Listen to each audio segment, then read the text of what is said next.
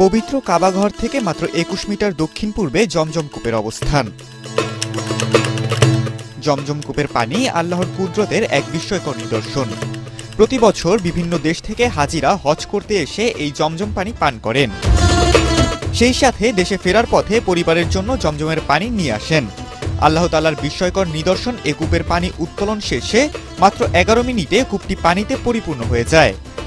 আজ থেকে প্রায় ৪,০০০ বছর আগে শিশু ইসমাইল আলাইহিস সালামের পায়ের গোড়ালির খসাতে আল্লাহর হুকুমে মাটি থেকে পানি উঠতে শুরু করে। কিছুক্ষণের মধ্যেই সেখানে ঝর্ণার সৃষ্টি হয়। পরেই বিশ্বজুড়ে এ ঝর্ণাটি জমজম কূপ হিসেবে পরিচিতি পায়।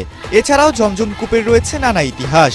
কালের বিবর্তনে এই কূপের মুখ বন্ধ হয়ে গিয়েছিল। পরে মহানবী হযরত মুহাম্মদ সাল্লাল্লাহু আলাইহি সাল্লামের দাদা আব্দুল মুতালিব স্বপ্নযোগে আদেশপ্রাপ্ত হয়ে এই কূপ পুনর্খনন করেন। তখন পানির স্তর মাত্র ১১ মিনিটে আবার ১৩ ফুট উচ্চতায় ফিরে আসে। ওয়ালটন ফ্রিজ কিনে অনেকের মতো আপনিও হয়ে যেতে পারেন মিলেনিয়াল। সেরা পণ্যের সেরা অফার। জমজম কূপ থেকে প্রতি ঘন্টায় প্রায় ৩ কোটি লিটার ও প্রতিদিন প্রায় ৭০ কোটি লিটার পানি উত্তোলন করা হয়। এ পর্যন্ত ২ বার জমজম কূপ পরিষ্কার করা হয়েছে। ১৯৭৯ সালে তৎকালীন সৌদি বাদশাহ খালিদের নির্দেশে পেশাদার ডুবুরিদের কূপের ভেতর পাঠানো হয়। ২ বারই এই কাজের সঙ্গে যুক্ত ছিলেন সৌদির একজন একাডেমিক ডক্টর ইয়াহিয়া খোসাক। ডুবুরিরা টর্চ লাইট নিয়ে প্রায় আধা ঘন্টার মতো কূপের ভেতর অবস্থান করেন। সেখানে তারা দেখতে পান কূপের গভীরতা ১৯.২ থেকে ১৯.৮ মিটার পর্যন্ত।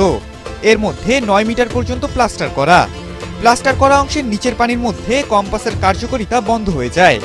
একেবারে নিচে নেমে তারা ধাতব বালতি সহ বিভিন্ন পরিত্যক্ত জিনিস দেখতে পান।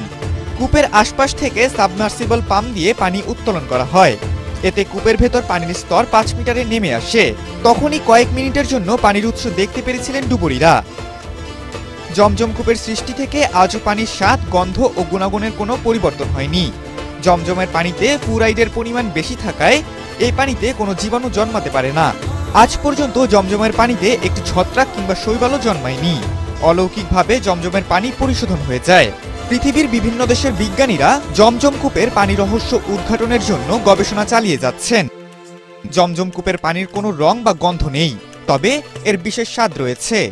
কিং সৌদি বিশ্ববিদ্যালয় জমজম কূপের পানি পরীক্ষা করে এর পুষ্টিগুণ ও উৎপাদনগুলো নির্ণয় করেছে।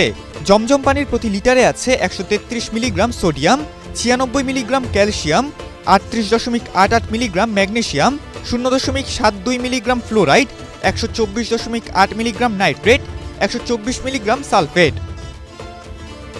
জমজম পানি সম্পর্কে বিভিন্ন হাদিস এবং বর্ণনায় এসেছে যে উদ্দেশ্য নিয়ে জমজমের পানি পান করবে আল্লাহ তাআলা ওই ব্যক্তির ইচ্ছা পূরণ করে দেন। হযরত আয়েশা রাদিয়াল্লাহু তাআলা আনহা থেকে বর্ণিত হয়েছে, তিনি বলেন, হযরত রাসূল সাল্লাল্লাহু আলাইহি সাল্লাম জমজমের পানি পান করতেন। সফরে বের হলে জমজমের পানি সঙ্গে রাখতেন।